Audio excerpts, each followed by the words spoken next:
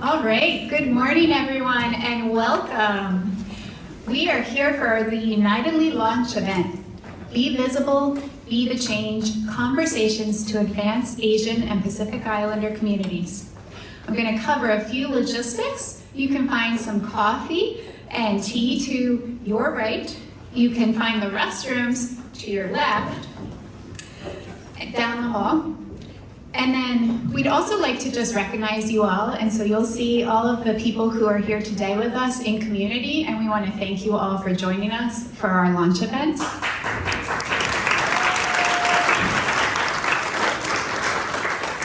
My name is Cheryl Mornay, she, her pronouns, and I'm the board vice president of Unitedly and a founding board member.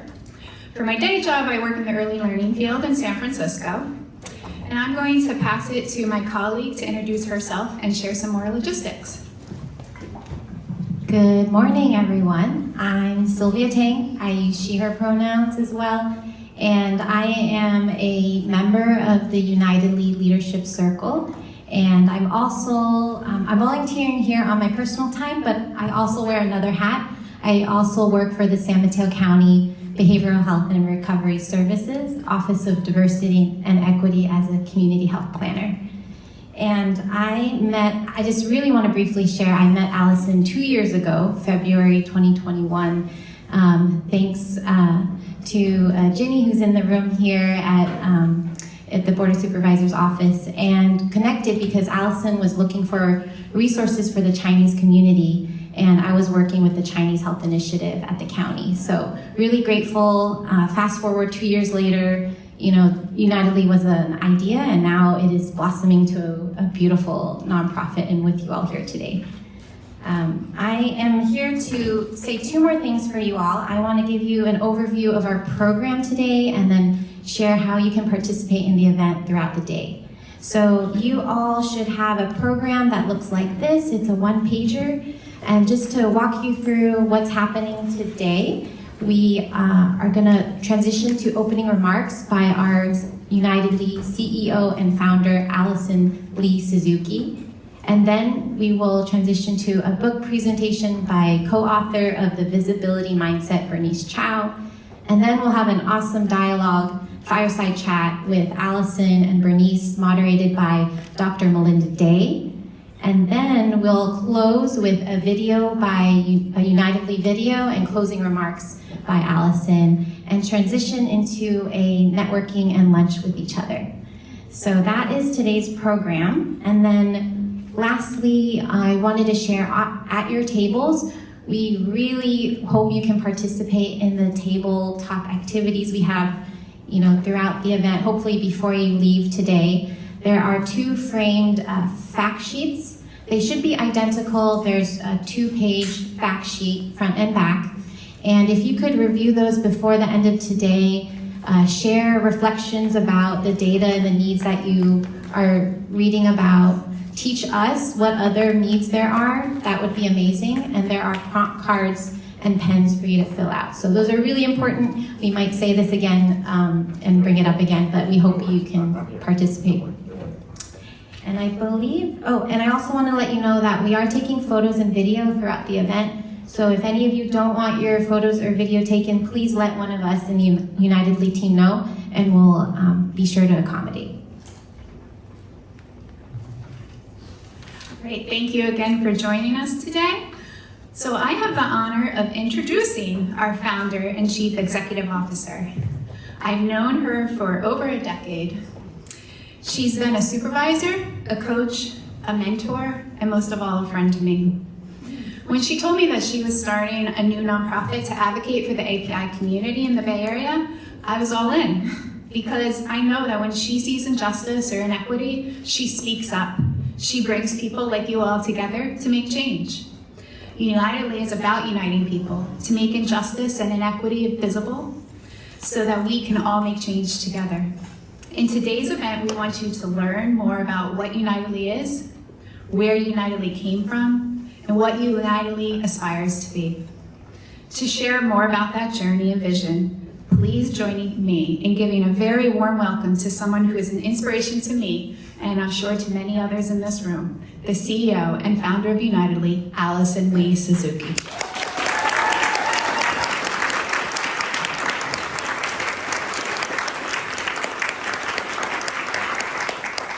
Hello, everybody. I'm going to just go off script for a little bit.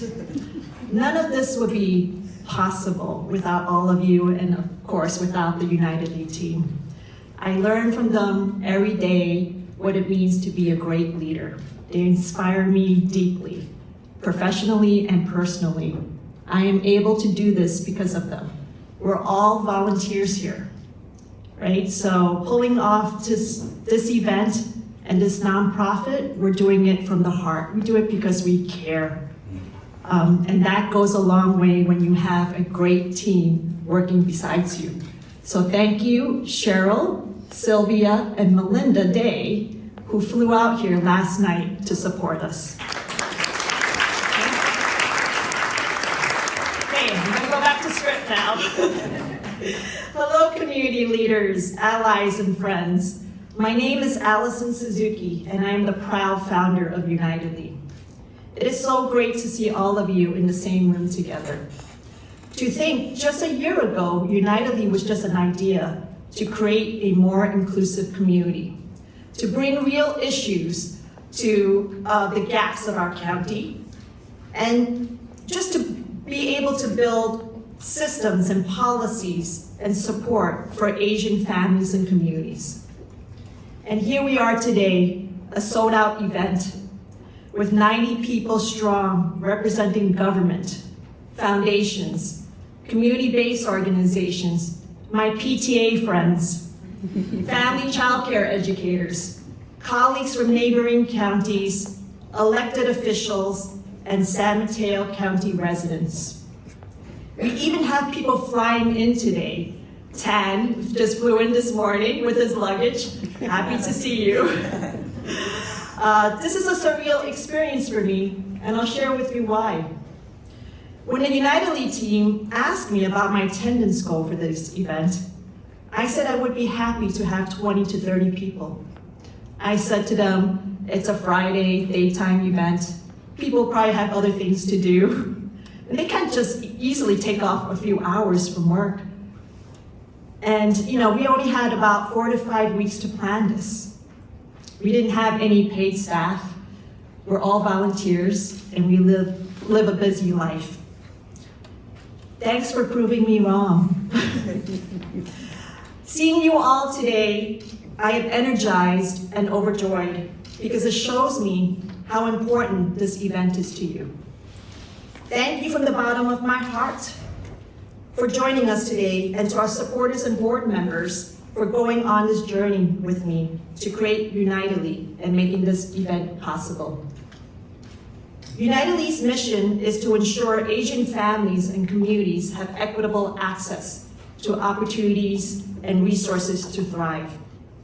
Unitedly aims to support the entire SF Bay Area, but we are starting with San Mateo County first, because this is where I have called home for the past 20 years, and I love my community. We envision working regionally with neighboring counties to share resources and to support one another. Unitedly was created through careful planning, a lot of learning, and partnering with communities to understand the situation and the need to have an organization like Unitedly. As a public servant my entire career, and through a combination of critical moments in my life, which includes being on public assistance and various social services programs growing up, solidified the existence of Unitedly and brings us here today. Before we submitted the application to start a nonprofit organization, I interviewed several nonprofit agencies. I learned several key things during that process that I'd like to share with you. One, that the San Mateo County API population is over 31%. It is currently 32%, and one of the fastest growing populations in our county. Two, Chinese and Tagalog languages are most of the spoken languages in the county. 3, API residents were seeking services in other counties because there wasn't enough services in San Mateo County, but were also being turned away because of where they lived. 4, API serving agencies see the need for the work in San Mateo County, but often felt invisible because of the insufficient support and resources and acknowledgement. They continue to do it mostly by volunteering their time. There's a saying among API communities that the work we do is heart's work, similar to hard work, but we do it from the heart. We do it because we care. At the same time, I had the opportunity to meet with residents of the county, and their stories further reinforced the need for Unitedly. Some examples include a time when a resident called me because she was in panic. She just received her COVID vaccine, and she was questioning whether it was a vaccine for COVID because the information was not in her language, and there was no one to help her. There was also a time when a grandmom tried to use her food stamp SNAP card. First off, she didn't know how to activate her card, and then was unsure of where she can shop for food because it was not in her language. So what she had to do was that she had to walk many blocks searching and hoping that she can find someone to help her, only to be turned away. Now there's a big stigma in the Chinese culture to be on public assistance. Imagine how difficult this was for her. Sadly, I came across a mom who was afraid to send her child to school because of API hate crimes, and not knowing who to call for help if something were to happen. Another example pertains to childcare. I have spent over 20 years supporting the childcare industry because the sector faces a lot of inequities in itself due to the low pay, demanding responsibilities, and lack of recognition. These disparities are further amplified when English is not your primary language. As I was joining groups to better understand the needs of API childcare educators, a group of Chinese family childcare providers were overjoyed with appreciation about our plans to start Unitedly. For the first time, they felt seen. They were struggling in their childcare businesses due to the insufficient support and training in Chinese. As a result, they were only able to charge $450 per month per infant, and were thinking about closing their businesses. Meanwhile, others in the same neighborhood were able to charge $1,500 per month per infant. These are just a few examples of what my neighbors and community members are struggling with. I am sure as you talk to other API organizations in this room, you will hear many more stories that are impacting the Asian and Pacific Islander communities. Please keep in mind that Unitedly's approach is not to pass blame, and instead it is about bringing light to issues, so we are able to understand and improve systems together. Now you might ask, why do I care so much about these issues? I care because I know firsthand what it feels like to be in their situation and to feel invisible. I am a first-generation Chinese immigrant raised by a single mom who, like many immigrant families, came to the United States for a better life. My mom came to America searching for the gold mountain, or in Cantonese Chinese, Gam San.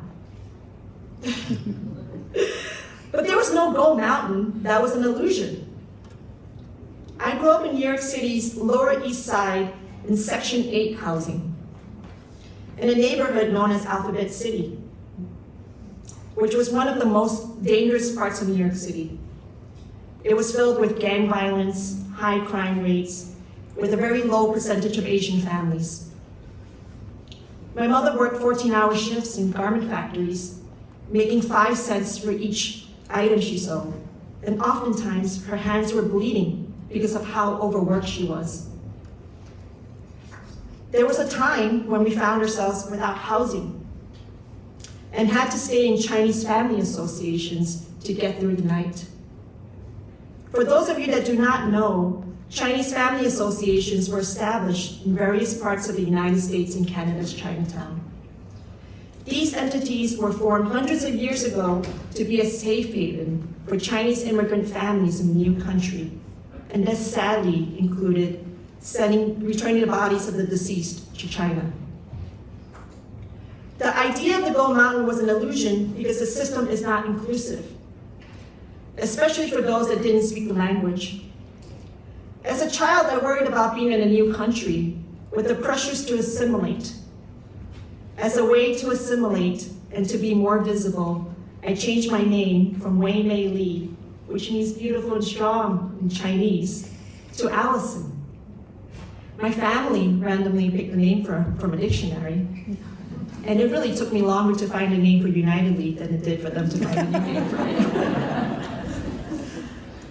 The only guideline for them to pick a name for me was that it had to start with the letter A. Does anyone know why? And it was just for a very simple reason. You got it, Model. Because it would help teachers remember me more, because they usually took attendance with the first names. For a simple reason like that, I became Allison. I also had to help my mom because of language barriers. I had to help my family apply for welfare, food stamps, and public housing, and navigate the school system at the same time. I remember times where I had to hide the fact that I was on food stamps. Back then, it wasn't a card. It was bright paper money that the government issued. They came in pink, green, and blue. I would never forget that. There were multiple times where I had to leave the grocery store after waiting in line for what felt like hours when I saw a schoolmate lining up. I didn't want her to see my mom pull out the food stamp money. It was not an easy time, and even something as simple as enjoying Halloween was a struggle for us. Halloween was just a few days ago, and I had so much fun with my two boys, dressing up and trick-or-treating and opening up our doors to give treats to our neighbors. It was not the same experience for me growing up. Halloween was a very unsafe time. It was a day for people to hurt one another, and having razor blades and hair removal creams being thrown at you from buildings. So instead, every Halloween, I would need to skip school, and my mom would need to skip work. And we turned off all the lights. What made it even more scary was the fact that my mom didn't speak English, or know who to call if something happened to us. Even something as simple as calling 911 was not an option for us, and this made us an easy target. I used to be embarrassed about my childhood. It wasn't until my adulthood that I realized that my childhood is actually my superpower. Because of my childhood, I'm able to understand deeply the people who come to me for help. And I am able to see things from a different perspective. Now, do you know what I did right after college? I used what I learned in my childhood, and I joined a nonprofit program and was able to build a mighty program that taught immigrant families how to call 911 and everyday survival skills to be independent and to be able to advocate for themselves. Now, things have only slightly changed since the past 40 years. My mom in her 70s now still needs my help to understand her community in San Mateo County and to access services. I have to assist her with everyday things that most of us just don't think about, like calling a ride to bring her to the doctor's appointment, finding a doctor who speaks her language, and feeling safe because she just doesn't have the ability to talk to someone if she's ever hurt or lost. During the census, my mom had door knockers visit her because she didn't know how to fill out the census or even knew what it was. After numerous attempts to reach her, she finally worked up enough courage to open her door, only to find a door knocker who only spoke English. His ID and the informational sheets were also in English. She didn't know who he was, and she thought she was going to be arrested. This is a real fear for immigrants. She provided him with all the documents that we know we aren't supposed to show to strangers, like her passport, her green card, her social security card, and she called me frantically. Now reimagine this situation if the systems were more inclusive to reflect the actual needs of the community. If there was even a central agency in San Mateo County for API communities to call for help, a directory of API organizations in multiple languages, or even having outreach workers who spoke the language and understood the culture of community members, it would have made a big difference. It would have provided a sense of belonging and independence for my mom, and it would have helped the system get the data that is needed to advance our community. My family stories and stories of my neighbors and community partners serve as a constant reminder as to why organizations like Unitedly are needed. I hope that by sharing their stories, it gives them visibility and a voice, and opportunities for us to make change. When I read The Visibility Mindset by Bernice Chow, I got inspired and motivated to do something regarding the lack of visibility and barriers facing Asians. With 1 out of 3 people in San Mateo County being API, the visibility mindset gave me the push and motivation to continue with my journey to build Unitedly. The book was instrumental in affirming my Asian American identity and gave me the confidence and voice I needed. Even standing up here today to present to you is difficult for me because I wasn't raised to be in the spotlight or to make waves. Instead, it was just the opposite. Allison, tuck your head down, go with the flow, is what my mom said, because she was so scared that I would get in trouble. However, the visibility mindset has a quote that resonated deeply with me, and that is, if people were silent, nothing will change. Today we come together with a purpose to unlock individual capacity, motivate those working in the space, make connections, raise awareness for systems improvement, and to help those who are invisible be visible. To do this, we need the power of individuals like yourselves and communities working together to make change. As Sylvia and Cheryl mentioned, please take the time to read and discuss the data and questions on your tables. Please share your thoughts with each other, your colleagues, and with us using the postcards. We love to hear from you and to learn from your feedback. Now, please join me in welcoming Bernice Chow, my partner for today and co-author of The Visibility Mindset.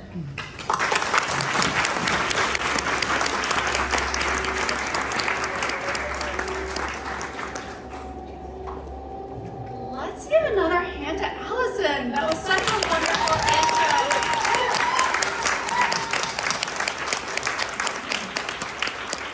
Allison reached out to me by email about, I would say, 2 months ago.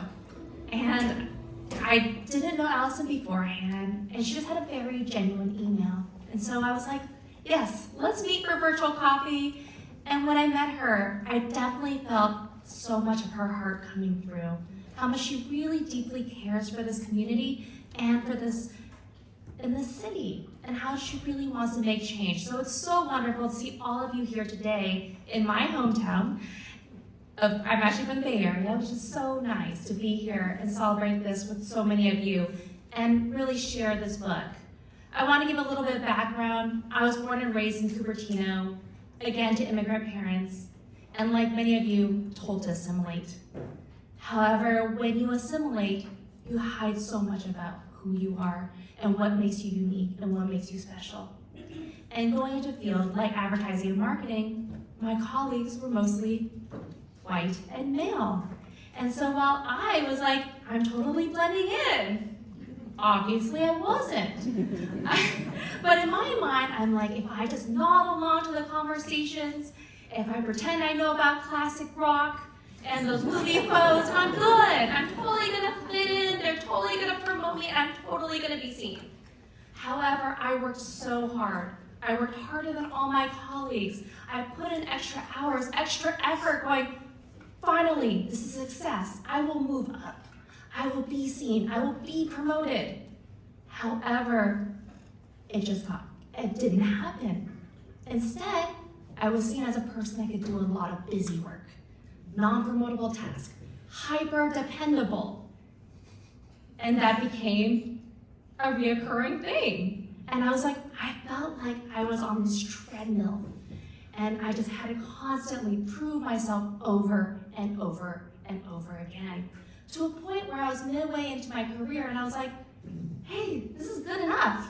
I'm right here in the middle. This feels good. I make enough rent. This feels comfortable. I should just be happy with what I have. I should be settled for what is given. I should just be comfortable. And with that idea, I was like, okay.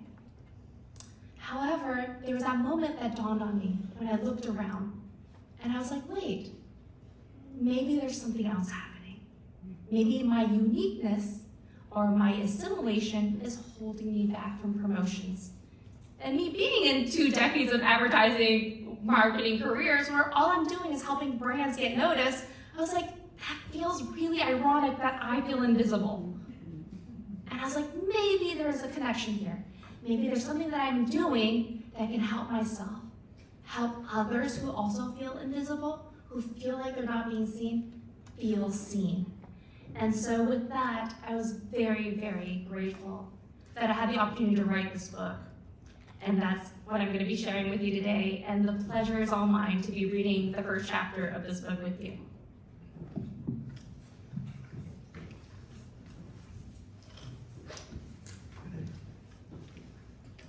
Our story is a commonly shared one. We are Asian Americans born in and living in the United States. While we are part of the American culture, we are still balancing the culture of our ethnic origin. We speak English fluently, but because of the differences in how we look, we are often not seen as quite American enough. And since we are not being raised in our origin country, oftentimes we are not Asian enough. Throughout this book, we will be using the term Asian Americans, but it includes everyone from this descent. Speaking generally, Asian parents teach us that we will succeed if we work hard. However, most of us know that hard work in this day and age is not enough to succeed. We've learned that working hard usually means getting assigned more work instead of praise, raises, or promotions. We see others who did not put the same hours and dedication into the workload as we did, and they excel being promoted without a clear explanation of why. We look around and see others like us leaving their corporations to start their entrepreneurial endeavors because they couldn't work with the established system. Asian Americans are often not given the opportunities they deserve in the workplace, and we are here to break down these stereotypes in this to help you guide along through the challenges you may face along your career journey. And most importantly, to know that you are not alone. The two of us, my colleague and I, which is Jessalyn Lamb, the Chief Diversity Officer, spent our careers in advertising and media. And we both face with the same upward momentum challenges through many years of struggling to be seen. We realized that we needed to apply what we knew from our work to ourselves in order to succeed. We realized that the same things that gain brands presence and recognition could also work for us. We found that rather than being passed over for opportunities, by implementing a brand strategy, a new world of potential could open up for us, and we wanted to share that realization with others. We created a nonprofit called Asians in Advertising to help Asian Americans into the C-suite. We did this by hosting community networking events, spotlighting talent, and creating practical, career-enhancing lessons based on what we learned from our experiences and industry leaders, as well as mentorship and scholarship programs. As a result, we saw many in our community were using these pointers to get new jobs and advance in their careers. People started reaching out to us from all other industries and from all over the world. We quickly realized that career enhancement strategies were not only useful for our community, but for all other roles. Our reach has expanded globally, so we decided to need to share what we had learned to spread the knowledge from others who figured out tips for visibility. We created this book as a guide for Asian Americans and see this book as a useful resource for schools, organizations, and employee resource groups, book clubs, and friend groups, among others. We want anyone who has ever felt like they lack the visibility to be seen in the workplace to have the tools to be seen. This book is essential for any employers, managers, or anyone interested in diversity, equity, and inclusion. If you're not Asian reading this book, we thank you for being an ally to this community. Nothing in this book is surefire, but we found that these are common issues and shared solutions. Feel free to take as much or as little as you like. Before I want to get started into this book, we're going to talk about common myths, because it is important to understand how we got to where we are and to break down these stereotypes that run across the Asian American community. Asian Americans are often tokenized as an afterthought. Asian Americans are pulled in when more diverse spaces need to be needed. That has happened to me, where I was like, why did I get invited to this meeting? Oh, that's why when I get onto that Zoom call. Asian Americans are often perceived as successful due to the misconceived model minority myth. On the whole, Asian Americans are sometimes classified on one hand as white, which I was actually very surprised at when I was told I was not a person of color. And on the other hand, when needed, a person of color. This complex set of conflicting stereotypes has rendered us invisible in this country. So, myth 1, Asian Americans are seen as a monolithic group. We are not a monolith. We have a population of over 23 million, with a diverse group originating from 20 different countries and over 100 different languages. According to the US Census, the Asian American population is the fastest growing racial or ethnic group in the United States, growing by 81% from 2000 to 2019. Myth 2, Asian Americans are high earning and well educated. The income inequality in the United States is rising most rapidly among the poor community. Asian Americans displace Black Americans as the most economically divided racial or ethnic group in the United States. According to Pew Research Center analysis of government data, in fact, 12.3% of Asians live below the poverty line. We represent 17.9% of population within New York City and have the highest poverty rate of 29.8%. And nearly 1.1 million Southeast Asian Americans are low income, and about 460,000 live in poverty. Myth 3, Asian Americans are fairly represented in leadership positions. When it comes to Asian Americans in the workplace, most Asian Americans are hired at the bottom and not promoted to leadership roles. According to the leading Asian Americans to Unite for Change 2021 Status Index report, nearly 50% of non-Asian Americans believe Asian Americans are fairly represented and actually overrepresented, when in fact, Asian Americans are significantly underrepresented in senior positions in companies, politics, and media. According to Diversity Inc., Asian Americans make up only 2.6% of the corporate leadership of Fortune 500 companies. Many Asian Americans face the challenge of not getting promoted in the workplace. For example, representation of Asian American talent is inconsistent across advertising agencies, as reported by the agency DI database, where Asians only occupy 13% of professionals, 6% of management, 8% of senior executive, and 5% of C-suite roles. This is only one snapshot of one industry, an example of why we need a change to ensure that Asians are recognized as leaders in the workplace. Creating visibility. Visibility is not only about the act of being seen by others, it is also about actively seeking opportunities to see ourselves. We are not asking you to change who you are, but to create a framework of access and understanding. We believe by keeping visibility at the forefront of your mind, you'll be able to create the opportunities for yourself and make sure your employers see you in the roles that you desire and deserve. Why did we choose this title, The Visibility Mindset? that is because Asian Americans are still an invisible minority. And to be visible, you must keep that active mindset. In this book, we actually separate the visible mindset into 3 parts: improving yourself, working with others, and of course, redefining the future of the workplace. So in improving yourself, this section provides strategies to improve yourself. You will discover how to nurture a lifelong learner mindset and how to activate a growth mindset in how you approach your life. This community must unlock more opportunities by reframing their mindset and focusing their energy on self-improvement by shifting perspectives and reactions. This chapter includes topics about finding your voice, knowing your worth, building your personal brand, creating your own career path, and finding your optimal work-life balance and prioritizing your mental health.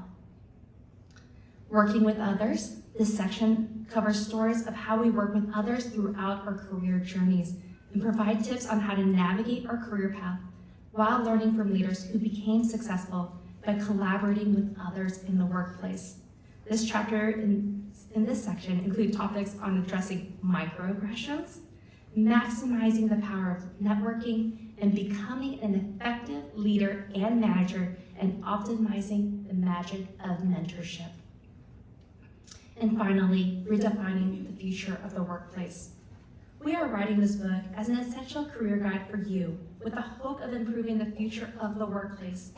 We need to reimagine what our future looks like, and through our stories, we share how we can continue to reshape and improve the workplace to help our community thrive and flourish at work. This chapter really focuses on topics on leveraging allyship and integrating diversity, equity, and inclusion into learning and development. At the end of this chapter, reflections will help you to integrate the lessons into your life to help you get that job or position that you've always imagined for yourself. To not only improve yourself, but to improve the lives of all others in this room and our community moving forward. Thank you.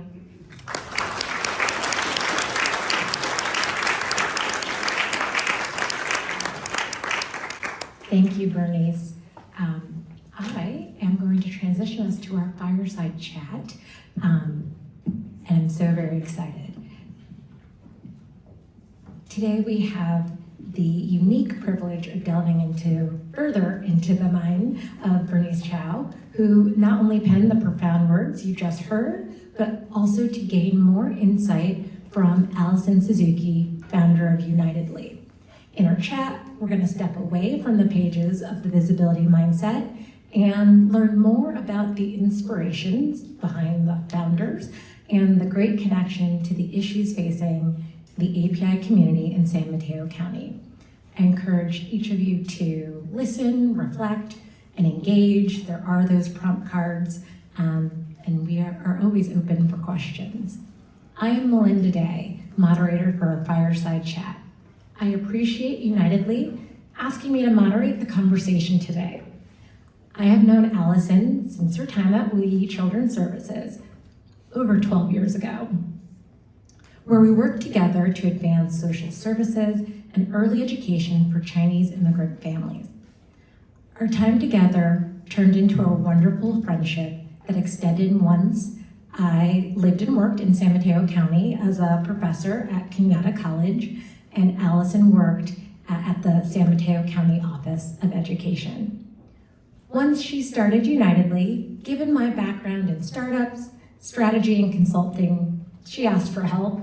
It was very easy to help, not just as a friend, but as an ally to Unitedly and what Unitedly stands for. Unitedly's mission resonates with my core values, and together, we can create that world that Allison has been describing, where everyone, regardless of their background, has the opportunity to thrive and succeed. Unitedly is working to address the exclusion of Asian communities in San Mateo County, the Bay Area, and I always say, and beyond, and the invisibility these communities can face in the resources and opportunities, again, what they need to flourish. I am an enthusiastic ally to Unitedly, and I'm also very honored to lead our discussion today. Without further ado, please join me in warmly re-welcoming Bernice and Allison to our fireside chat.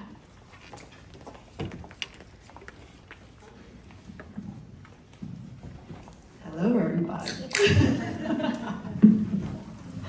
Putting on my Oprah hat for this. Okay.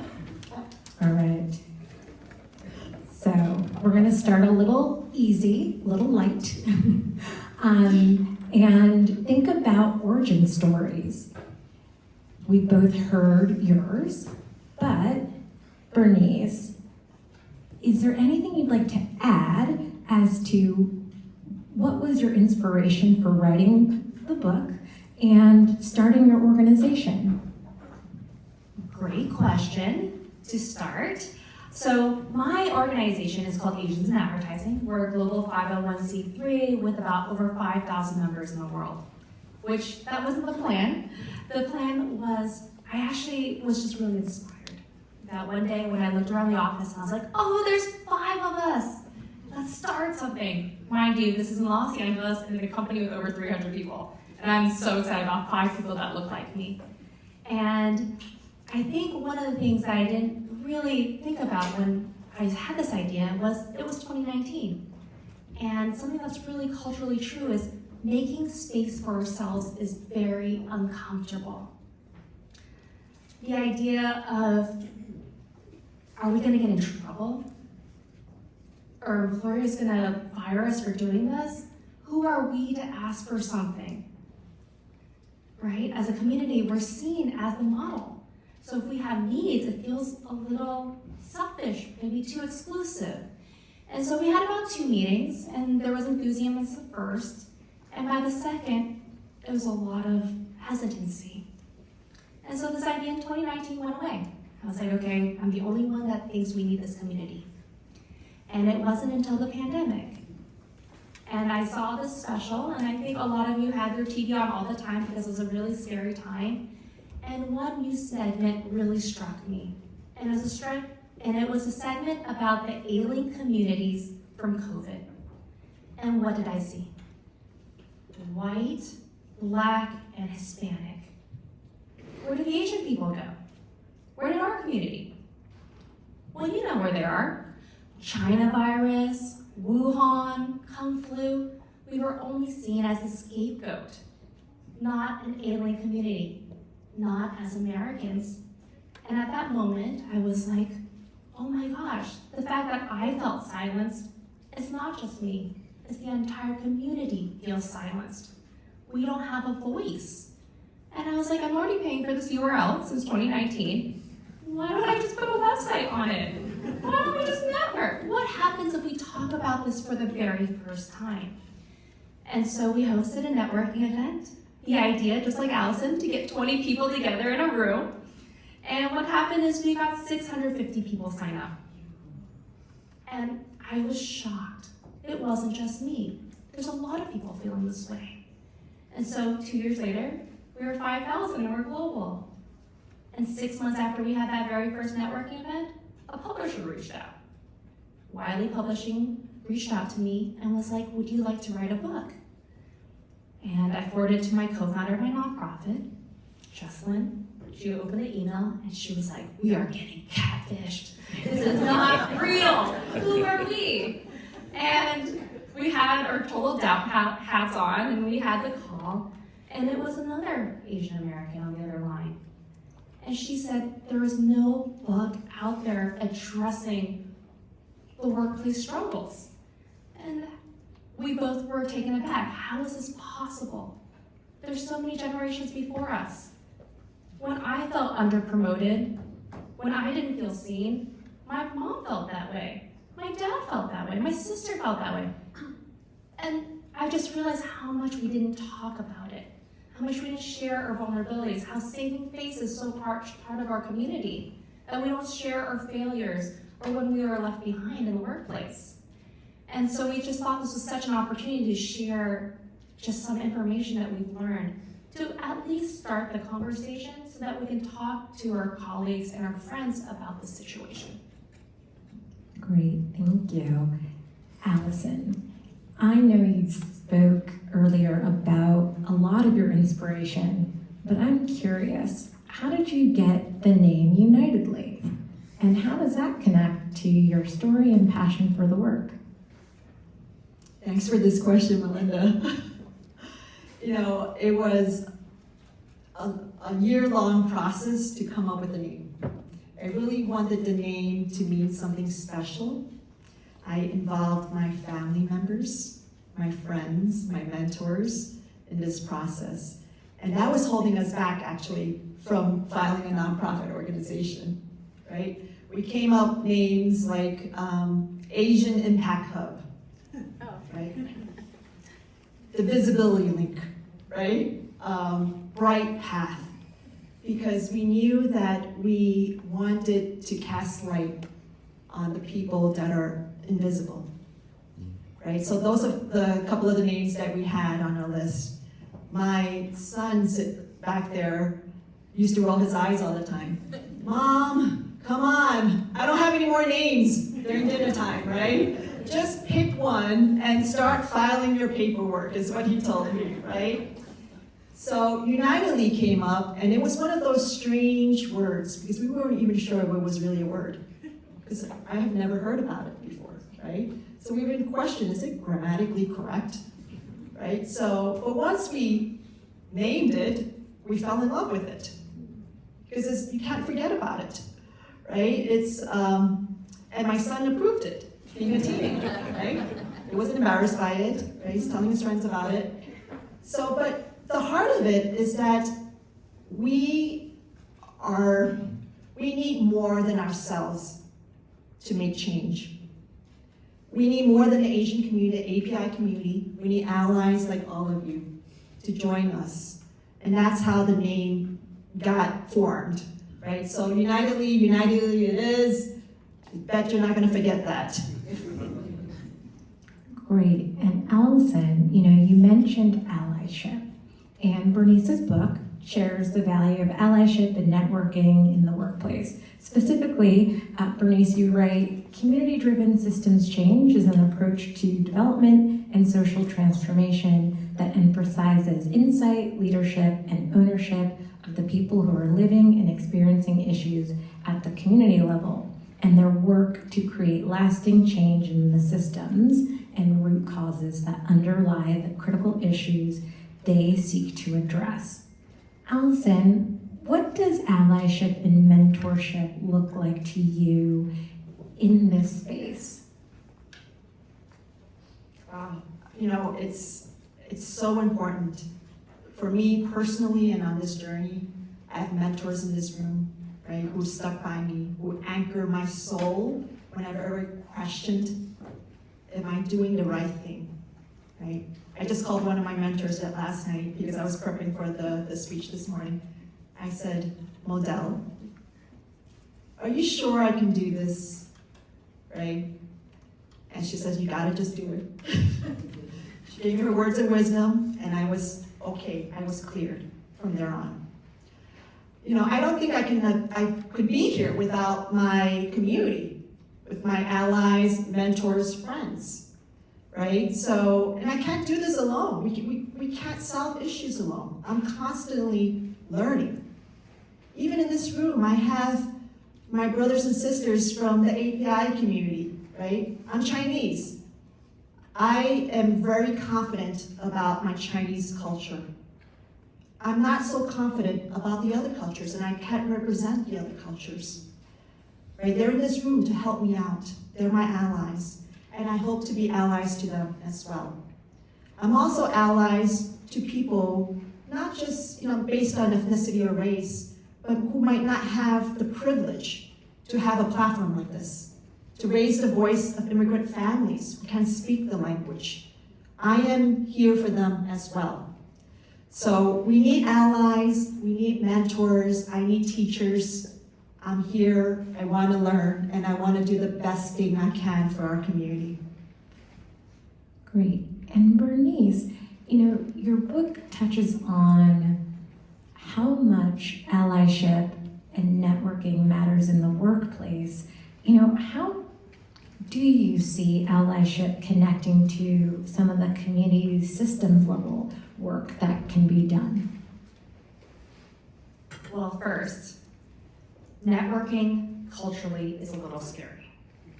Or just scary in general. Maybe you're not Asian, that's okay. It is kind of scary. And one of the things that I read this stat that said 85% of jobs are filled through networking. 70% of jobs are not even put online.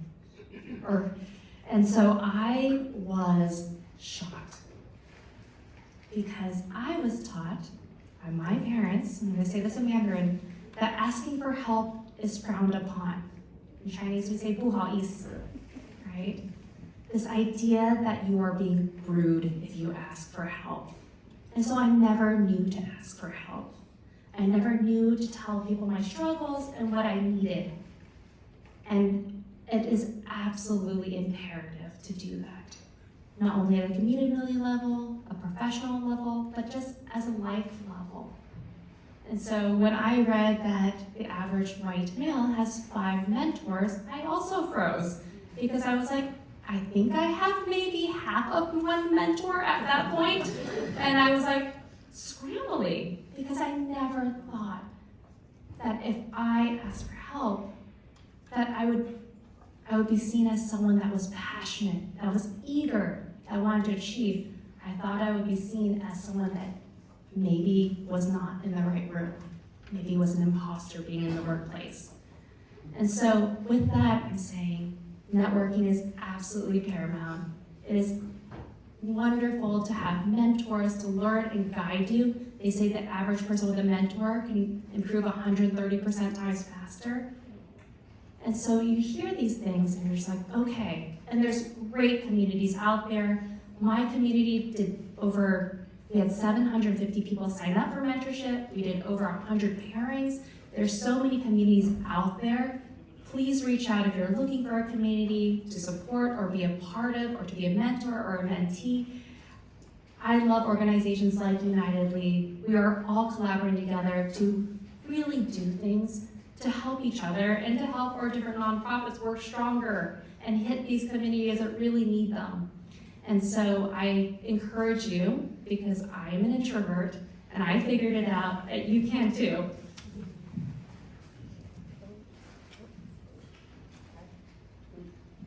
It says dead battery, and that's all right. Luckily, I have a loud voice. I'll put on my teacher voice for this. Can everybody hear me all the way in the back? Cheryl, thumbs up. Perfect. All right. So, feel much better without a mic. Okay.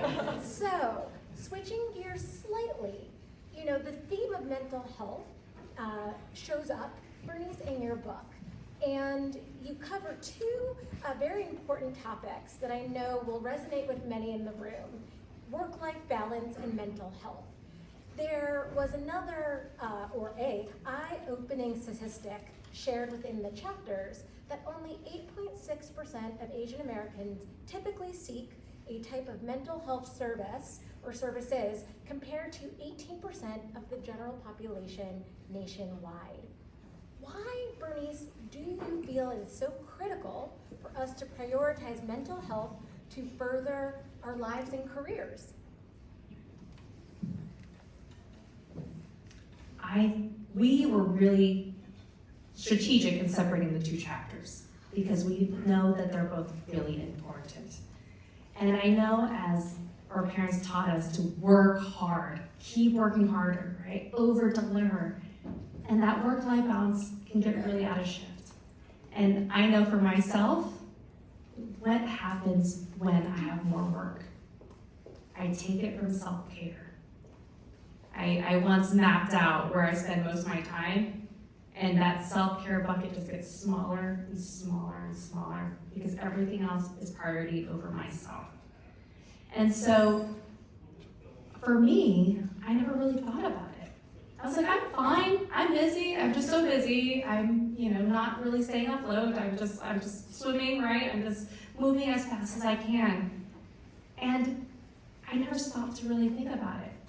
And it wasn't until I saw my dentist, and he looked at my back teeth and was like, you're grinding a lot. You probably should slow down. It's always great when you get therapy from your dentist and he's like, give me a watch out. And what that actually helped did I actually get a root canal.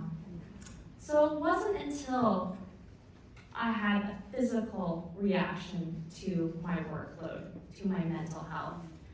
And so being really cautious or conscious of it, slowing down, creating boundaries for yourself, talking to someone is a really good way to make sure that you have time for yourself so that you can be there for others. You know, that metaphor, put on your oxygen mask before putting it on so that you can put it on for others, it's really true.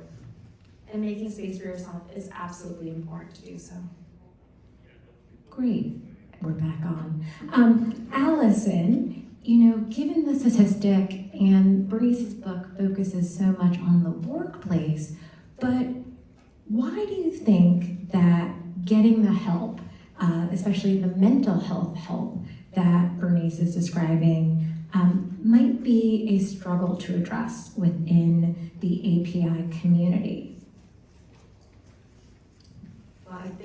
I know that there's a big stigma, mental health topics in the API community.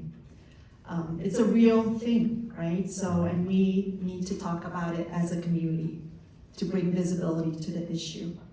Especially, the fact that when we had the horrible Half Moon Bay shooting, that put a light on the issue for our community, when there was not enough therapists to support our community, right? So, I think in the Asian community, especially in the Chinese community, we need more mental health awareness. I'm fortunate enough to also be the co-chair of the Chinese Health Initiative in San Mateo County. And that is one of our pillars, mental health awareness, reducing the stigma. And reducing the stigma means that we need to be comfortable in talking about it and not hide our stories. And to have mental health education that are culturally relevant. I still come across people from my community who think that mental health is a genetic disorder, or it's because of bad parenting, right? So we need to raise more awareness, talk about it together as a community. One of the things I recently did as the co-chair of the Chinese Health Initiative was to host a forum led by community youth, Chinese youth leaders. And it was titled, "What I Wish My Parents Knew About Mental Health." That was a very powerful event with over 60 parents in the room. First time coming together, hearing from teenagers. And the one thing that stood out to me the most was that just by being Chinese, that put a lot of pressure on the teenagers. It wasn't something that the parents did. It was because of the model minority myth. I'm supposed to act a certain way. I'm supposed to be high achieving. And if I don't make that mark, I'm a failure. So that adds to the pressure for the teens.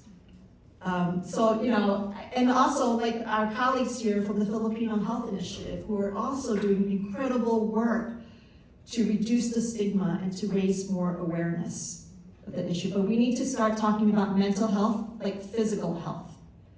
And it's nothing to be shy from. We just have to claim it and talk about it like our everyday vocabulary word. Absolutely. Thank you. Okay, so early in our emails, we asked for if there were any questions from those who are going to come to this event. And there were a couple that were sent to us ahead of time. And one was around the role of collaboration and a little bit more about networking. So Allison, how do you see the role of collaboration with other nonprofit and government agencies, both within and outside the API community? Oh, it's so important for our work. Not just government, nonprofit, but also the private corporations. We need to all work together with families. Many times I see that families are excluded from making decisions about their own children and about the community and how they feel. So we need to come together and really assess the needs of the community. So when we have community needs assessments, right, my hopes and dreams are that it involves the community when we design them and not an afterthought that we simply translate them and get as many feedback as we can at that point. But we can't do this alone. We have to come together from many points of view to put our resources, our expertise together to lift up the community. Great. And Bernice, how can collaboration look in the workplace? Well, I think it's really great to kind of think about it as an idea of moving from a scarcity mindset, like I am the one person that looks like me that can be on this team, and move into an abundance mindset. What if everybody on this team looked like me, right? I think we're so used to be trained the idea of holding on to what we have versus sharing with others. I think this is a truth within our community. How can we share more? How can we collaborate more? Think about what we can build together. Maybe we can build that gold mountain together. This idea of cross-collaborating, sharing resources, sharing ideas, sharing things that we learn to grow stronger, to be at those positions that we can make change instead of be comfortable in the middle, so that we can hold the door open for more people, not just our community, but all the people that don't feel like they're seen, all the marginalized people. We can create the space by being in those rooms and being in those places by supporting one another. Great. And to close us out, Allison, what do you hope for the API community moving forward? And how can us in the room, briefly, because I know you're going to talk about it later, help? Well, I guess my hope and dream for us is that we're in the community, working together, understanding each other, our gaps, and pulling our resources together so that there will be no gaps, right? That we have an inclusive community, inclusive system to move ahead. And Bernice, what comes next for you? You wrote this book. We're all going to read it or have read it. I'm just so grateful for the opportunities that I have. But to echo what Allison said, I just want my kids who are growing up, they're 2 and 4, to not have the same struggles that I followed with my mom. I hope my daughter, who's 2 years old now, doesn't have to say these things or to experience how I felt being alone and unseen. And that's where, I'm working towards that. But definitely, we're all here to make those steps forward and to make that happen. Great. Well, given our time, I want to thank you, Bernice and Allison, for your insights. And now, Allison, you're up to close us out.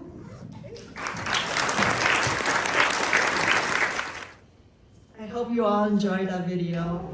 I tear up each time I watched it.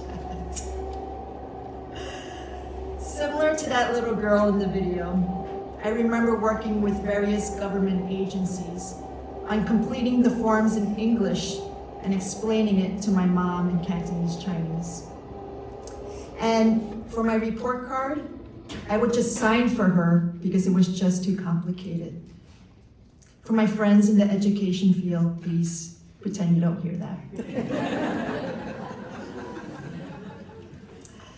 Interestingly, I am more fluent in Chinese, Cantonese, with formal words for governmental forms than everyday conversations, because we didn't have a lot of time for informal conversations. It was just about making sure we could get through the day. What helped my family through those tough times growing up were the API nonprofit organizations and social workers. They were our gold mountain. And because of them, since I was very little, I made a commitment to pay it forward so that other children wouldn't have to worry about their situation and know where to call for help. Because of my experiences, I am a firm believer of equity. And no, all of us don't start at the same place or have the same opportunities. We must provide resources to adjust the imbalances. Unitedly exists to work with communities to accomplish this. The name Unitedly comes from the place of inclusion, bridging, bringing people together for a common cause. We know we can't do it alone, and that it takes many people with diverse backgrounds and experiences to learn and to work together. Language and cultural access impacts all, regardless of income levels. And they are some of the key pillars of what Unitedly is advocating for. Other areas that Unitedly focuses on are direct services, education, advocacy, and partnerships. Now, I want you to leave knowing that Unitedly is bigger than my personal story. It is a story of the communities that came before me, the communities that will come after me, and the communities in this room right here and now.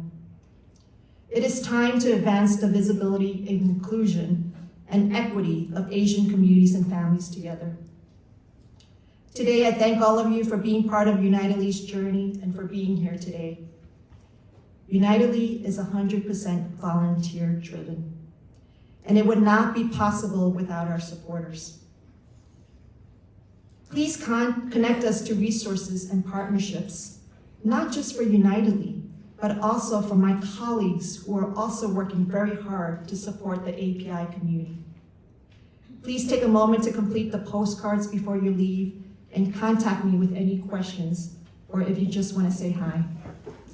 We envision that this event will be one of many more opportunities in the future to do more. Thank you and much love to Unitedly's board members, Cheryl Hornay and Connie Zhu, and former board member Cindy Lin for their constant support.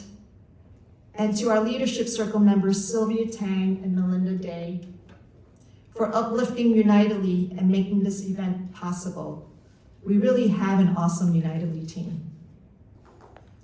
And a special thank you to you, Bernice, for being here today. I still remember the day when I contacted you, and I was a little nervous because I didn't know what to expect. And you were so gracious to meet with me and then offered to do this with me. I will never forget that. Your book inspired me to do more for the API community, and I hope that today's event does the same for all of you. Thank you, Ebony's team, and Jeremy from CZI for this beautiful space and partnership.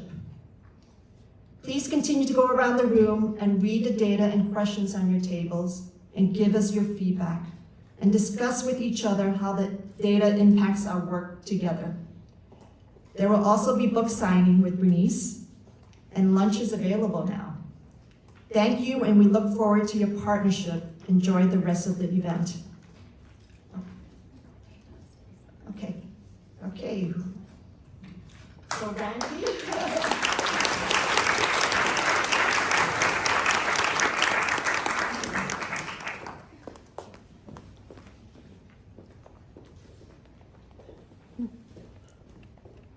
So I met Allison several years ago on her work on childcare issues, and we spent many Zooms discussing during COVID on outreach to childcare providers.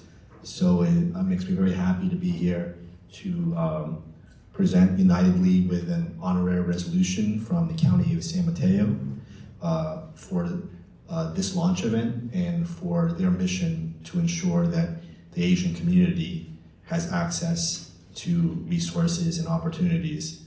And on a personal note, as a Filipino immigrant who was brought here at the age of 3 by my parents, it's really great to see an organization like this and its supporters bringing focus to the stories and the needs of the Asian community in San Mateo County. So Allison, on behalf of Supervisor Dave Pine and the entire San Mateo County Board of Supervisors, congratulations on this launch, and thank you for the work you do, and I'm sure we'll see great things from Unitedly.